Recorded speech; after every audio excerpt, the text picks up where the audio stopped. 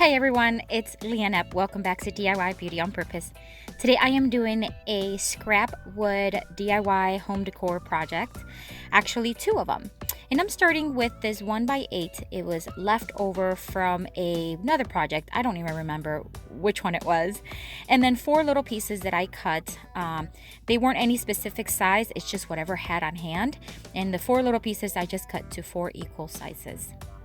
I am going to be staining it in the Verathane Golden Oak, and I'm not usually a fan of the golden tones. However, this particular one, when it's placed on raw wood like this, it has a very beautiful tone that I really like. I'm sanding the edges and some of the surface out a little bit. I want to make sure there's no splinters. And then, of course, dusting it off so that it is dust free before I start to stain.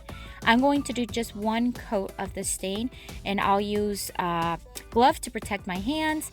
I'm also in the garage, which is why the lighting is not the best.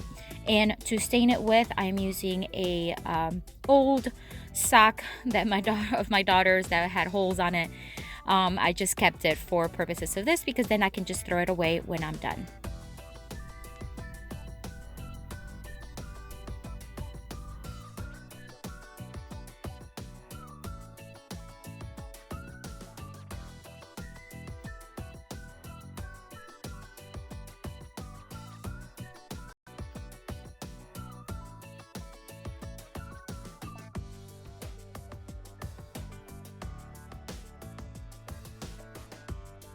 I waited overnight so that the stain dries, and then now I'm adding some glue to the wood or the little pieces that are going to serve as the legs.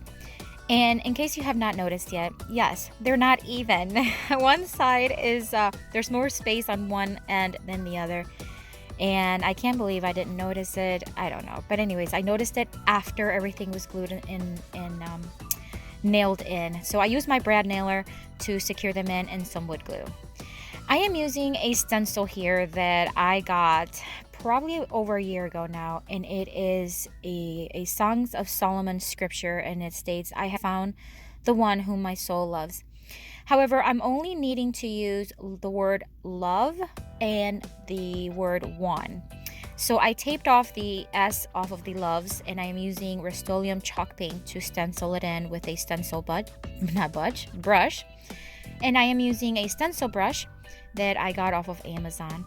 And then I used a tiny little brush. Actually, this is a eyeliner brush that I have kept for this purposes because the bristles are pretty firm and it works well when you're trying to do detail work like this. I didn't like the way that each letter was like split because it was a stencil that I used. So I'm just putting together, I don't know, uniting them, mix it, I don't know how to say it, but anyways, so that it just looks like one cursive word. After that was done and dry, I am now sealing everything with a Verathane polyurethane. And this is in there crystal clear. So it looks a little milky right now, but it dries very, very clear. This is similar to what I used on my dining room table when I sealed it and I used the top coat. So there's what it looks like. I thought it's super cute. Originally, I was going to use the rope that I showed in the beginning to do handles, but I thought it just looks super sleek and cute like this, so I left it like this.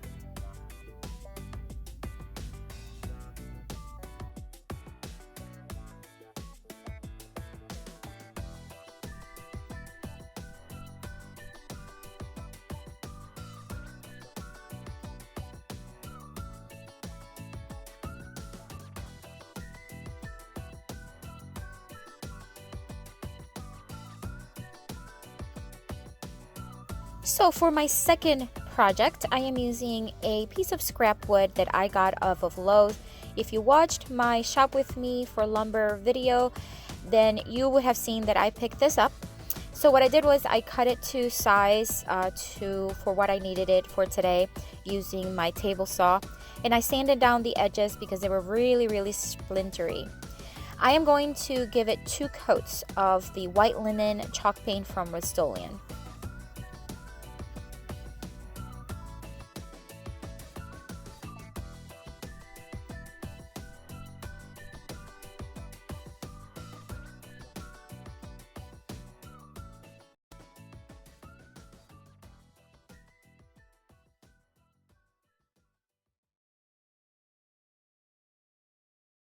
While the board dried, I am now going to be working on a tiny wreath. This wreath, the brown wreath, I think it's like what, grapevine? I don't know.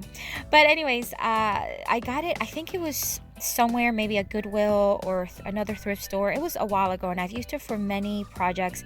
I like to reuse my wreath. I like to reuse florals. So in this case, I am using greenery from the Dollar Tree. I cut them into individual little branches.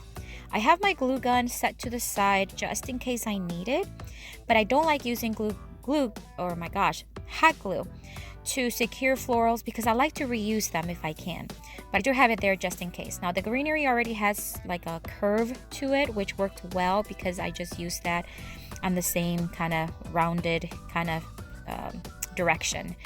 And then I added another greenery, which I cut the same way, just in little branches, just to fill it in. And I did not need the hot glue at all. So I noticed that the board, because it was scrap and also it's just thin, it's curved. So I didn't want that curve to be there. So I went back to the garage, searched for more pieces of scrap wood, and I thought if I placed these 3 pieces like this, and brad nail them in place, maybe it will avoid it to curve like that. And it worked a little bit, but it wasn't it still had a little bit of a curve, but it did help.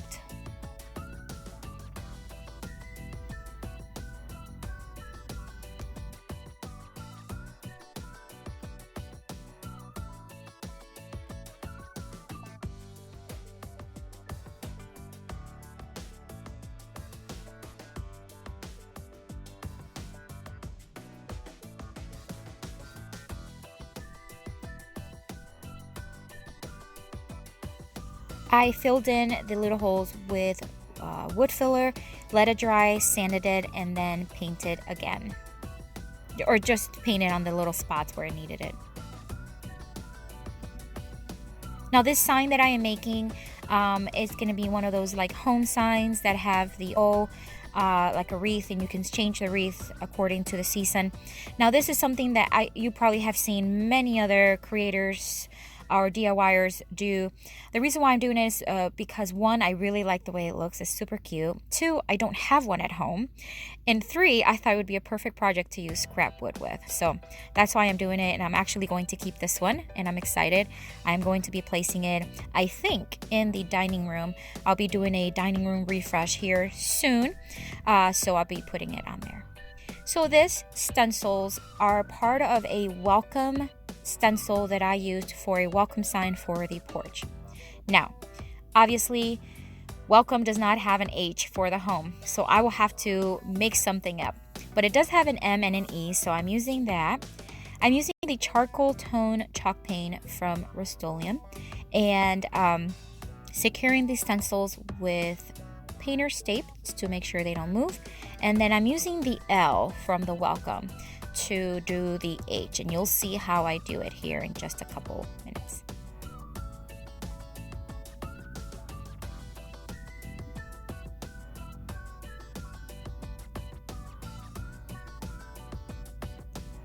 So I am using the long part of the L for one side of the H, and then I'm going to let it dry, and then I'm going to flip it over and use it for the other side as well. But I had to let it dry because obviously I don't want to get paint on it. But I had to flip it over because I wanted to have the same shape as the other side. I wanted to mirror the other side. And then again, securing it with painter's tape, and then using I'm using a chalk brush, a chalk paint brush from Martha Stewart line. It's pretty firm, the bristles, and it's not my favorite to paint furniture, but it does really good job for stenciling. And then I am using the bottom portion of the M, and then I taped it so that I can create a little, dash for the middle portion of the H. So here I am marking where I want to screw in a screw so that I can have a place to hang the wreath, and then I'll be all done.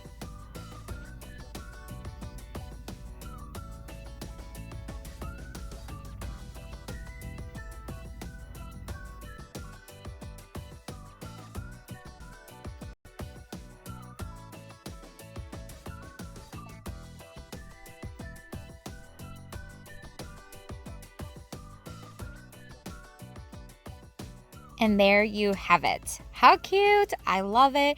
It's a perfect size. And again, this is something that you see a lot in stores and other home decor, but I just wanted one of my own, and it actually cost me only $2 because I bought the greenery for it, but everything else I already had. All right, guys, this is it for today. I hope you enjoyed this video, and if you have not subscribed to my channel, I invite you to do so. I hope you have a blessed day.